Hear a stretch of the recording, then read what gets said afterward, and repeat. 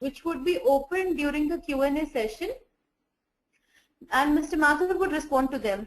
However, if any question is left unanswered due to paucity of time, it would be answered by email. May I now, on behalf of all the participants, CII and GS1, extend a warm welcome to Mr. Ravi Mathur and invite him to take over the session, please. Over to Mr. Mathur.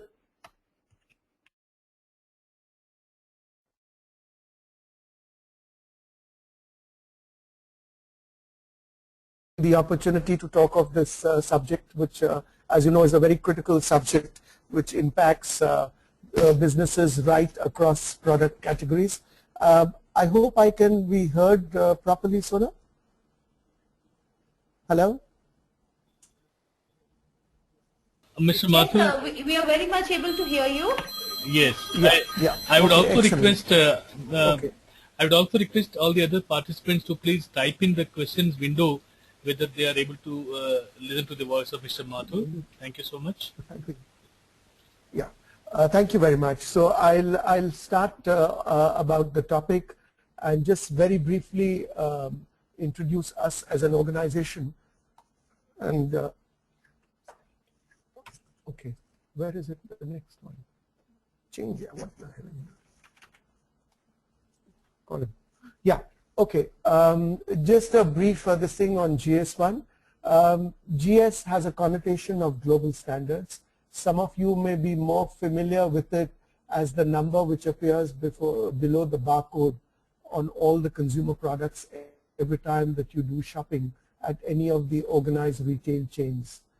This number is actually used to give a unique identity to the product, but it's not just to the product. It's also used for any kind of physical supplies, and it's also used for legal entities and for several other applications in documentation, etc. And I'll give you the linkage of how these unique identifiers actually help in this entire process of counterfeit detection and product authentication. As an organization, GS1 has been working in this area for the last 40 years. It is headquartered out of Brussels and has a direct point of presence in over 110 countries right now. It is a body which develops standards based on the requirement of industry. So, for example, the community representing retailers as well as that representing the brand owners and suppliers across all product categories. They are the ones who, whenever they feel the need for standards to be used, for example, in supply chain management, they are the people who then, GS1 acts as a neutral body under which all these, collaboration gets initiated between the brand owners and the different other stakeholders in the supply chain. And they share their domain knowledge, they share the challenges and the problems which they face, and it is then driven through a process of consensus-driven standards, which then get presented to ISO and then gets endorsed as ISO standards.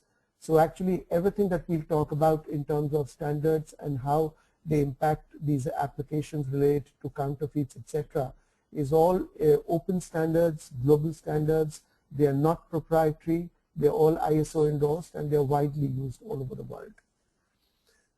Currently, over 1.5 billion organizations across the world use these standards. Just to give you a brief idea about how this organization was set up in India, it was set up in 1996, and prima facie it was set up by the Ministry of Commerce and Industry. And the reason why it was set up was because, at that point of time, the Indian government was looking at any kind of possible barriers, non-tariff barriers to Indian exports into the emerging European common market at that point of time. And one of the things which was identified as a potential non-tariff barrier to Indian exports to the European Union was the use of data capture technologies and unique identifiers, particularly in the retail sector, which were already under wide use in the more developed world. So on the basis of the report which was submitted at that time by the Indian Council in Brussels, there was a decision taken to set up an organization in India as well. in collaboration with the global body which was headquartered in Belgium. And the government understood and realized that while they would take the responsibility of driving standards adoption in the country, standards adoption has to be driven by the government, and that's why the Bureau of Indian Standards is under the Ministry of Consumer Affairs. So they co-opted the whole Indian industry, and very importantly, as you see, the 3 apex chambers of FICCI, CII, ASSOCHEM, besides the Federation of Indian Exporting Organizations, the Bureau of Indian Standards, the Indian Institute of Packaging, and a couple of other specialized export bodies. They've all been founder members of this organization in India, and as you can see, it truly represents a joint government industry initiative. Most commonly, the way you would recognize these standards is as I said, the number below the barcode on all the consumer products. In the case of India, it starts with an 890 signifying country of origin as India, and should you see any imported product, it uses the same system all over the world. So instead of 890 as India, let's say if it was a product out of Japan, it would use a prefix number of 49. But what it guarantees is a unique identity to the physical supplies in a supply chain anywhere in the world. So once a product is given this 13-digit code number, it gets uniquely identified anywhere in the world, and then you will not have a situation of any 2 products having the same number. The next slide is just taking a deep dive in telling you what is the problem related to counterfeits, and I'm sure many of you are already impacted with it and are quite familiar with the counterfeit problem. There is a little bit of focus that has been taken particularly on pharmaceuticals here, but as you can imagine, it affects anything and everything, whether it's automotive parts, it's FMCG, it's pharmaceuticals, it's just about anything that we use today, and it's huge. Just some statistics, as you can see, from the G20 countries, which is reflected here. It is said that out of the total counterfeits experienced in the Indian marketplace, approximately 50% is what originates out of the country, and perhaps about 50% of what enters into the country. So it's a mix of what is as domestic supply as well as 50% which enters. So it's a huge, huge problem. This is just a collage showing you some of the recent news related to which have reported on the high degree of spurious and counterfeit products which have been encountered. So whether it's liquor, it's packaged goods, it's medicines, it's luxury FMCG products, just about anything and everything. And as you can imagine, all these news pertain to India, so the problem is very real and very close to us as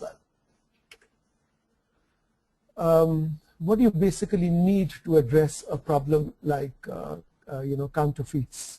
You need to adopt certain technologies.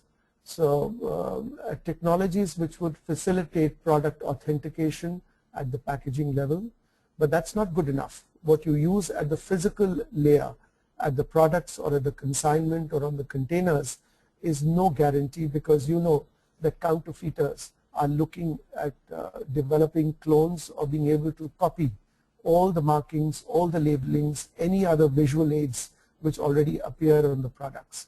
So it doesn't help just to do that. You have to do that at the physical level, but in addition to that, you need a robust track and trace mechanism right from the origination of the product to its final point of dispensation or sales or consumption. And therefore you need a traceability system which goes right across all the supply chain trading partners and stakeholders. And not only that, you've got to look at it also from a cross-border perspective. So you're not protecting not just from a domestic angle, but since we have major stakes involved in both exports and imports, you actually look at the entire gamut of a global supply chain.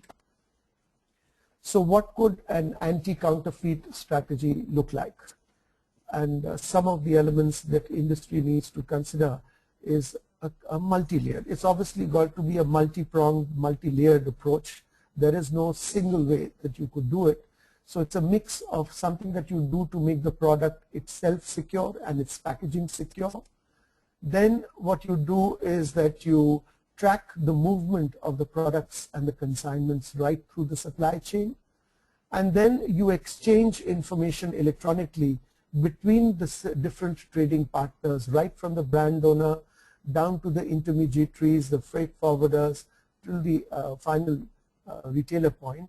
You actually exchange information related to the transit and the movement of the physical supplies electronically and ahead of time, so that the stakeholders, before receiving the physical goods or at the time of receiving the physical goods, are in a position to verify by looking at the track and trace backend application as to its chain of custody, its chain of ownership, and its e-pedigree right across.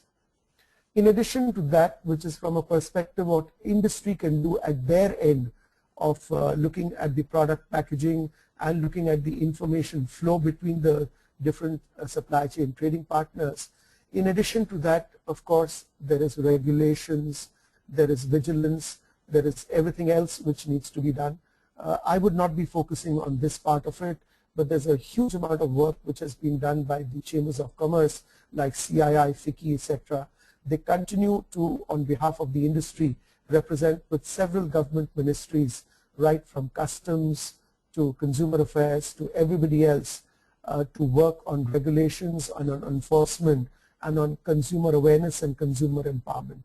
So that's not what I'm going to focus on, that part of it, which is in the realm of enforcement and in vigilance, etc.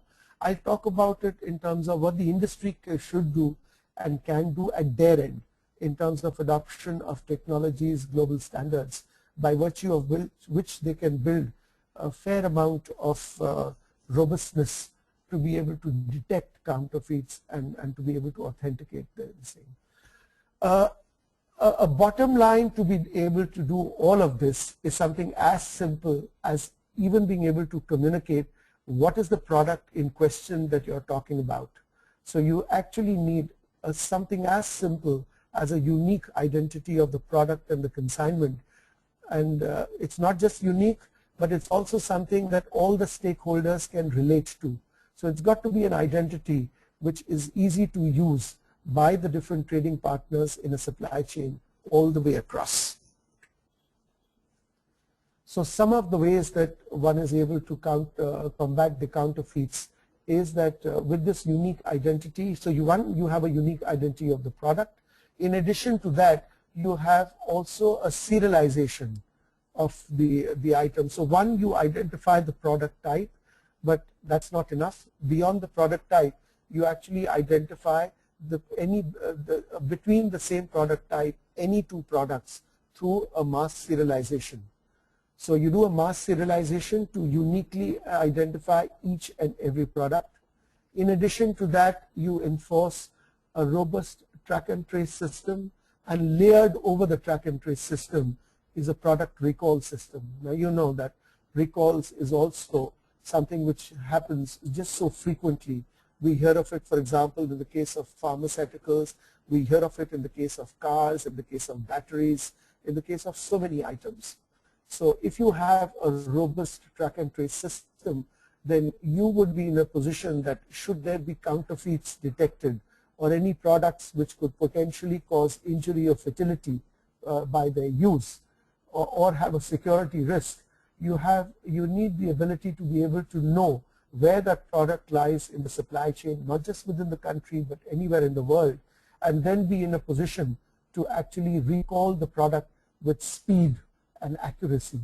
As a matter of fact, at this point of time, the Food Safety and Standards Development Authority of India, which is under the Ministry of Health, is in the process of looking at notifying national food recall guidelines. So you need to set up a system which has a track and trace and recalls. And I think what is important from this perspective here is to understand that a traceability and recall system should operate right across all the trading partners right up till the end point. And this is extremely important because several times brand owners and manufacturers conduct mock recalls, etc. And largely those track and trace and recall systems are good only up till one level beyond manufacturing. Let's call them the CNF agents or a distributor. They don't really extend all the way down to the retail point, simply because several times it's not in your control or in your knowledge. So it's dangerous to think that you have a traceability and a recall system which actually protects you right up till the point of where the product is up till the end point, because that's never the case. And actually there was a study which was conducted some time ago in the United States of the top 200 food companies, which includes some of the very big names, as you can imagine. And they actually studied to find out how effective were their track and trace and recall systems if a global emergency was sounded, and which required, as you know, something like the China milk recall crisis which happened recently, and several times which has happened in terms of salmonella, and more recently the lettuce crisis. Now, how do you recall products at that point of time? And this becomes a major issue. And it's obviously something which not just affects a particular brand owner, but it's the brand equity of the country at stake as well. So it's got huge impact. So recall and traceability is something, the moment you do that, you're actually bringing visibility in your entire supply chain. And by virtue of bringing the visibility in the supply chain, you're actually making it very difficult for any prospective counterfeiter to be able to infiltrate, because either he has to compromise the complete supply chain from the brand owner up till the end point. Now that's possible, but it would be difficult if he doesn't have the cooperation of all the stakeholders. So you build in safeguards through robust track and trace and recall systems in your supply chain, which is then used by each of the stakeholders and the trading partners, and it becomes very difficult for him to be able to track all the information which is traveling through. Then what you do is that the information that you capture, you actually communicate it amongst the trading partners. And not only that, you actually also built in features into the product that now increasingly with the use of smartphones and mobile phones, and really our world is now evolving around the mobile phone, and effectively all our communication to the world is going to happen through the mobile phone. It's already happening, and it would happen so even more increasingly. So whether it's for shopping, which you do through the through the mobile phone, whether you're comparing websites to see where is the cheapest product and where is the product availability, or where you get the best quality and the best service, all of that is happening on through the mobile phones. And therefore, as you can imagine, a natural extension of the mobile phone is also to enable a consumer to be able to spot authenticate a product right at the time of purchase itself. And I'll talk a little about it during the course of my presentation. So all this leads up to what you need to do at a foundation level to be able to do counterfeit detection and product authentication, and that is what GS1 does worldwide. We basically break it up into three buckets of identification. So just anything and everything that you need to identify, whether it's physical products, whether it's organizations or as entities, whether it's locations, whether it's documents, whether it's just about everything, anything and everything that you need to identify, from an individual item to a pallet to a shipping container to anything else. So this is what the whole gamut of identification. Now once you've identified everything, and let me just put in a differentiation vis-a-vis the UID or the Aadhaar card. Now it's actually very similar in concept, except that, as you know, the UID is used for person identification, and it's also something which is used only within the country, so it's obviously not something which is recognized or used all over the world. In contrast, the identifiers that we are talking about at the product level and at the consignment level are some things which are recognized, accepted and used all over the world. So that the code which you see below the barcode on all the consumer product is actually omnipresent. It's a system which is recognized and used by barcode scanners and if you were to use an RFID chip, by the RFID readers all over the world. So that's very important, that you've got to use systems which are recognizable and accepted all across the world. Having identified, it's not enough. You now need to capture the information of what you've identified during its journey. And the two most popular ways of being able to capture information related to a product or a consignment is through the use of barcodes, which is not a new technology. It's been around for a very long time. As a matter of fact, right from World War II. And another one that you may have heard about, which is RFID, which is the radio frequency identification, and which is also quite widely used, but it's being used in several places in closed domains. And well, the most common use of an RFID is the chip in our mobile phones. The difference is that that RFID chip is what's called an active RFID chip, which means that it has a battery, while the one which has been extensively used for consumer products and shipping containers, etc., is what is called the passive tag. So it doesn't really have the battery. So there are two technologies for data capture which are in wide use. One which is barcodes, and the second which is the RFID. Both of them require standards, and for both of them standards have been developed and set by GS1 in collaboration, and I think that's extremely important, in collaboration with industry itself.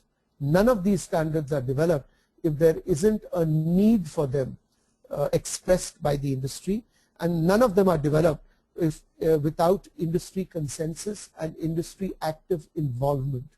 It's only after industry is a part of the development of these standards, they are then prototyped, piloted, tested by the industry itself.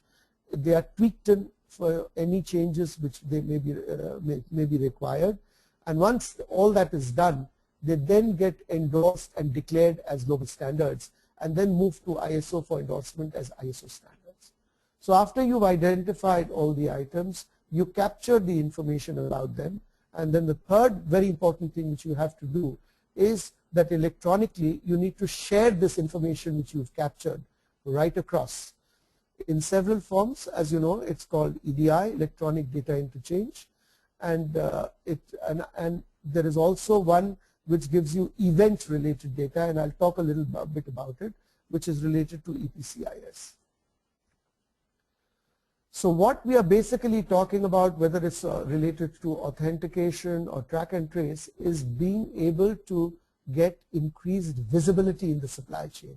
If you have visibility in the supply chain, you can do all this stuff. You can do track and trace, authentication, e-pedigree, you could do returnables management, and you can obviously do withdrawal and recall of products. So the three buckets of identify, capture, and share actually enable you to get visibility across your entire supply chain. So going back to the basics as to what constitutes the foundation to be able to do counterfeit detection and product authentication, you need to do a unique mass serialization of every item. Having done that, you need to affix or print on the product packaging either barcodes or affix RFID tags, and there are different kinds of barcodes.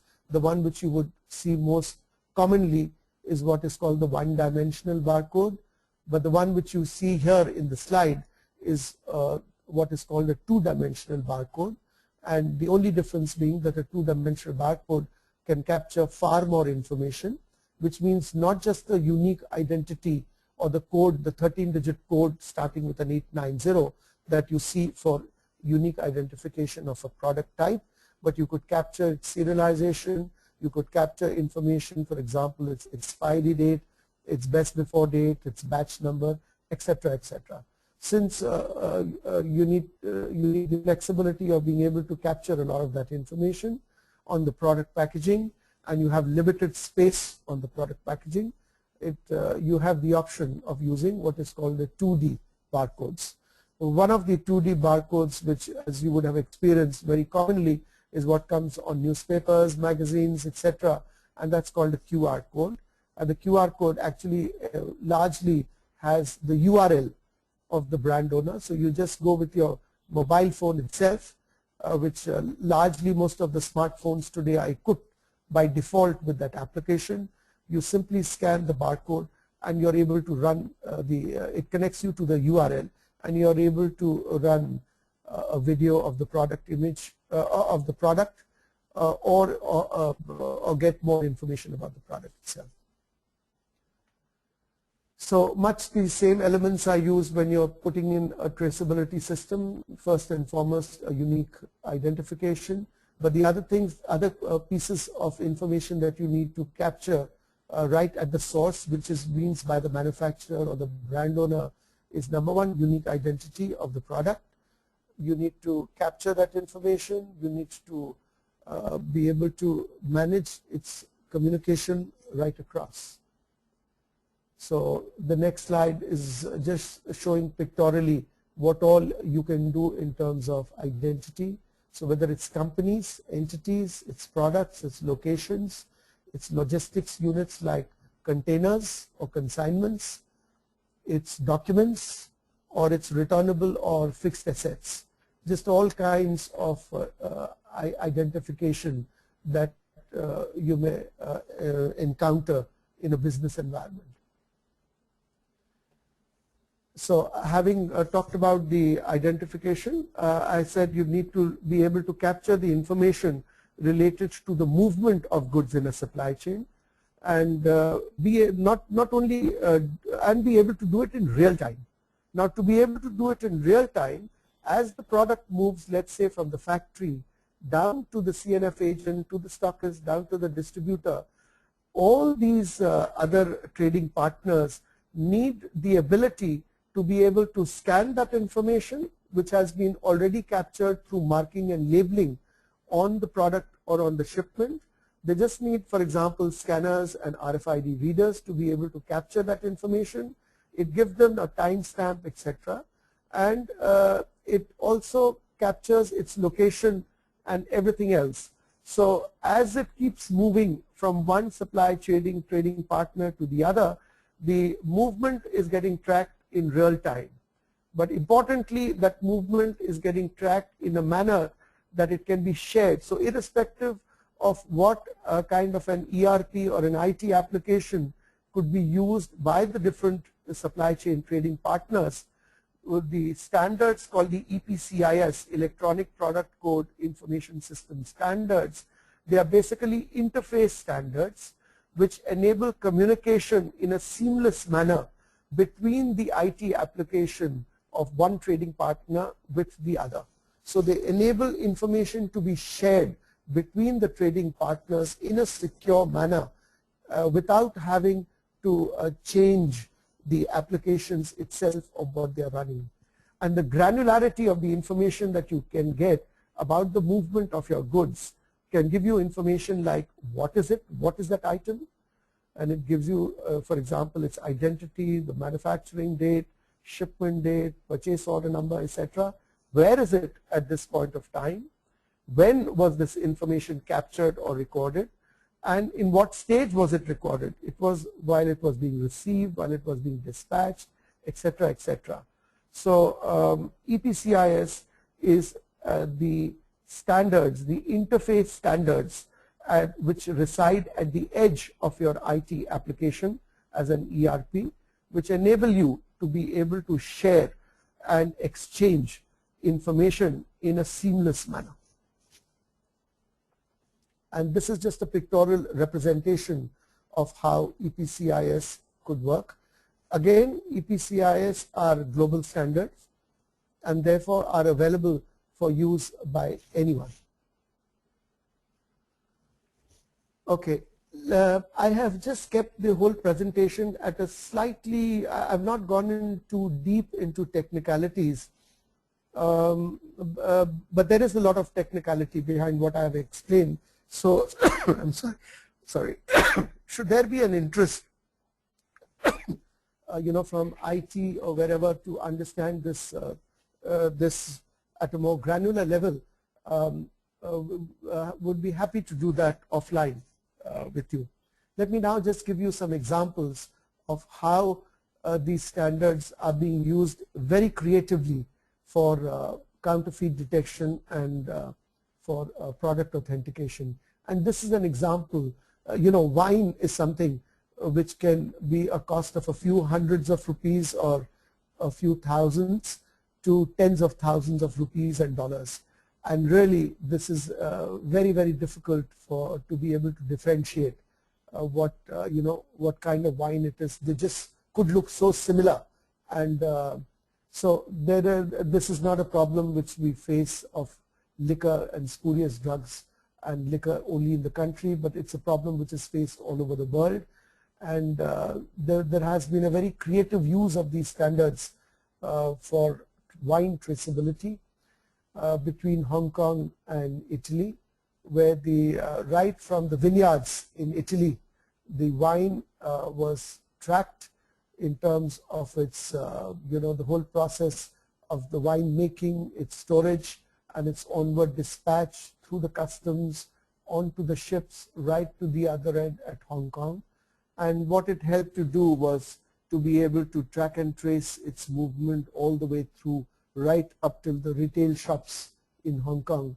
And they were in a position to have access to information from the brand owner and have the confidence that what they were buying and what they were selling were products which were completely genuine. An extension of the same thing, as I said, our whole world is revolving around mobile phones, and just through a simple scan of the barcode on a consumer product, you have the ability to get access to information as provided by the brand owner itself. It could be of the ingredients, the nutrient information, the recipes, or just about any kind of information, or how to use an item properly. They could all be available from a trusted source. They don't have to be available for, it doesn't just have to lead you to, let's say 100 or 1,000 possible websites like a Google search does, but it actually links you to what's called trusted information from the brand owner itself. And increasingly, we as consumers are going to be looking for this kind of information. As you can imagine, counterfeits is of deep concern for cross-border trade as well. And the World Customs Organization, which is also headquartered out of Brussels, approached GS1 and signed a memorandum of understanding to see how global standards could be used by customs worldwide to stop the incidents and the trade and the movement of counterfeit and contraband products or banned items from a terrorism point of view. This has become a huge, huge problem. So the customs is deeply concerned. The job of customs is gone far beyond from just collecting tariffs and customs duty to actually risk management. And as part of that risk management, they would like the ability to detect counterfeits both at the point of exports as well as at the entry of products into the country right at that point of time itself, so that the further distribution is stopped completely.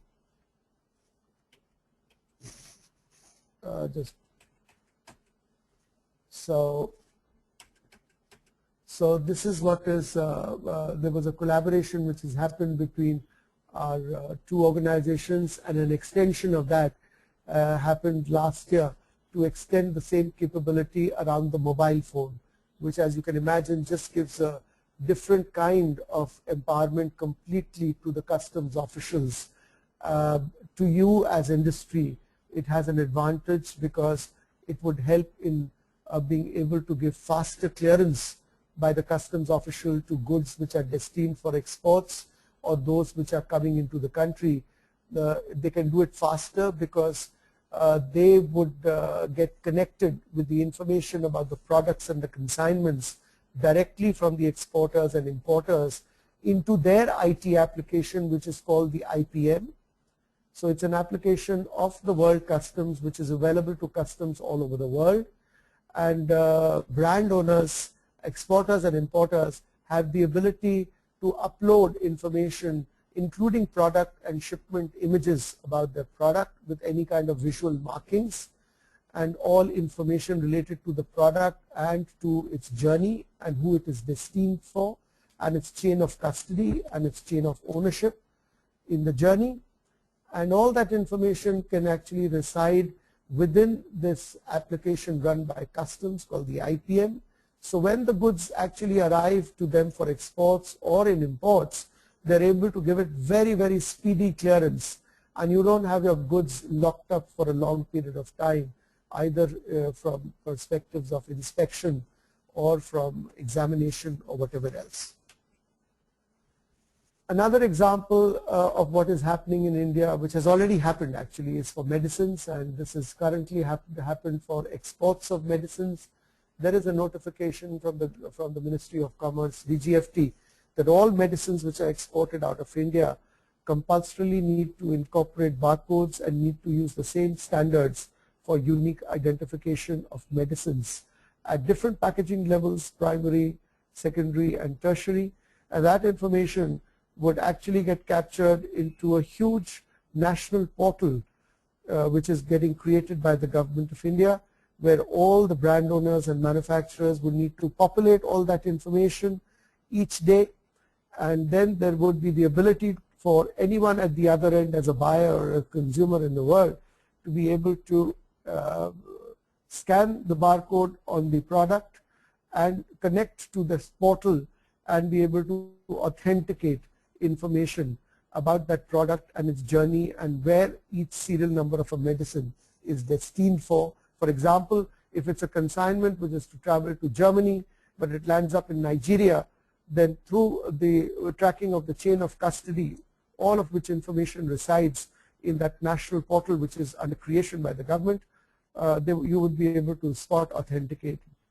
As a matter of fact, the main reason why this all happened was because there was a detection of spurious medicines in Nigeria, and the markings and labeling showed that it had originated out of India.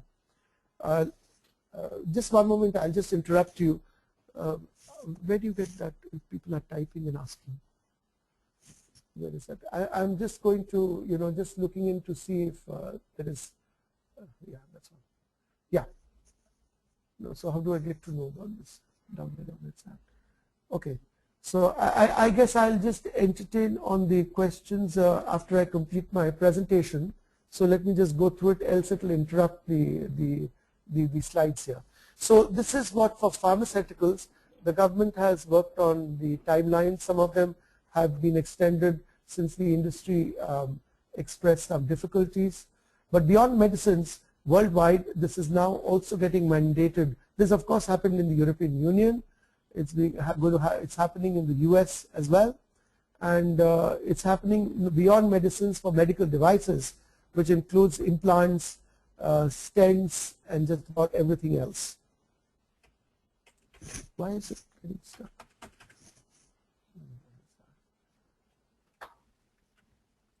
So just a moment, my slide has got a little stuck. Yeah. So the next slide is just to show how even the mobile phone can be used to scan the barcode on the medicine. And if you now look at medicines, especially those which are destined for exports, you'll see this kind of a 2D barcode on the product packaging, which is capturing information of its unique code. For example, if you see the information, the first piece of information in brackets which says 01, and then you see it's 8289, 89 is 890 is country of origin is India.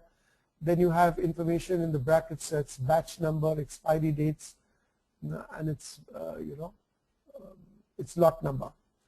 All this information gets encoded through the barcode as well, and by being able to capture this information, even a consumer would be able to authenticate it at the other end. So parallel to the movement which has happened for exports, at different federal states in India have also started mandating for their own states. This is the one which has happened by the Government of India for domestic supplies. and very shortly all medicines in India would also start incorporating barcodes, and it's just a matter of time before our neighborhood chemist would also need to start scanning the medicines to maintain a record of everything that he sells. An interesting product in the manner that I described to you about the wine traceability is the one which has now getting increasingly rolled out across the country, and this particular one has already happened for liquor in Delhi. So if you buy liquor in Delhi, you're going to see a stickered label with a 2D barcode, and there's a back-end application. So every time the bottle is being sold, it is scanned by the retail point to capture the serial number and the unique identity of the bottle and its batch number. That information instantly gets fed into the back-end application being run by the Delhi State Excise Department. They're able to authenticate whether that serial number of that bottle is destined, is authorized to be sold by that retail vend with the back-end application, where this information has first been uploaded by the manufacturer. So there's a spot authentication which can be done even by the consumer at the time of purchase of the liquor itself at that end. The next is just giving some technical details of how the bottles get scanned at the point of sale, and the data gets written back end in the IT application. There's another very interesting use which has happened of these standards and these technologies for counterfeit authentication and for product authentication. As you can imagine, the other big thing is certificates. And in this case, it's being used for skill certificates. You know that there is a very ambitious plan of the government of India through the National Skill Development Corporation to be able to give out, to train and give out skill certificates to an estimated 500 million people who undergo skill programs by 2022 across to be run by 22 skill councils across the country. Now they have a problem that once they issue out a certificate, how can somebody cross-check whether it is authentic and genuine? And National Skill Development Corporation engaged with us, where we've designed a solution by which, using the QR code which I talked about, which you find today on all the magazines and everything else, in that is coded information which is a unique identity to that document, and through that you connect to the back-end web portal run by the National Skill Development Corporation, and you can authenticate that skill certificate number. So it's an interesting application which can be used with the mobile phones as well, and you can do a spot authentication of documentation. So obviously, as you can imagine, whether it's a skill certificate, it's anything else to do, it's stamp papers, it's insurance certificates, it's anything else can be authenticated in this manner. There's a lot of work happening in this, as you can imagine, in the area of counterfeits and product recalls. We are very deeply engaged in facilitating the development of these standards. So it's whether it's by the ISO, the WCO, by the APEC countries, by the European Commission, or by the OECD countries. There's a whole lot of work going back end, and a lot of them is where we are closely involved with these bodies. While they give the requirement, we give the how to do it. So how to do counterfeit detection, how to recall products, how to do track and trace. That's what we take care of, while these organizations take care of the regulations. So I'll end my presentation with just saying that you need to be able to, there's a lot of work which industry can do at its end, along with its trading partners, to build in anti-counterfeit and product authentication services at their end. So at the foundation level, as I've said, you need a unique identity of the products, the companies, the transactions.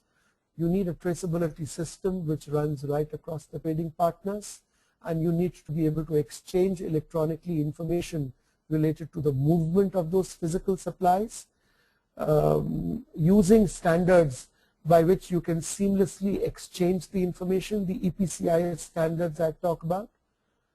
And in that manner, you'd be in a position to take an approach which is not a particular technology dependent, it is not vendor dependent, it's something which could be widely used by everybody. It will not demand, and it will empower consumers. As I said, most importantly, they could use their mobile phones itself. They don't need to use anything more sophisticated. And I think that's very important, that whatever is adopted in terms of an anti-counterfeit or a product authentication solution should be something which is vendor independent. So it's not a solution provider dependent technology. It should not be costly. It's something which should be easy to incorporate, and it should be something which equips or empowers even the consumer to be able to do that. And it should be easily understood right across all the trading partners. So behind this whole concept of standardization is being able to equip traceability and track and trace and recalls and authentication, etc., using a standards structured approach for physical consignment and related information flow. That's it in terms of my presentation. Happy to take your questions. As CII said, it would only be one way in terms of communication, but please do send me any emails that you have. I'll be happy to try and address some of them here. But I said beyond this time, happy to take up with you one-to-one as well. Thank you so much, sir. Thank you so much for an enlightening session. I request all the participants who are online to kindly punch in questions if they have any, and also they can email it to us later on. Sir, I have a couple of queries from Mr. Rajkumar, who's one of our delegates. So would you like to answer them right away? Sure, please go ahead. Yes, sure. Mr. Rajkumar is asking about how to generate 2D barcode. If you can just guide him through. Okay, now the printers which come today have inbuilt capability to be able to generate the barcodes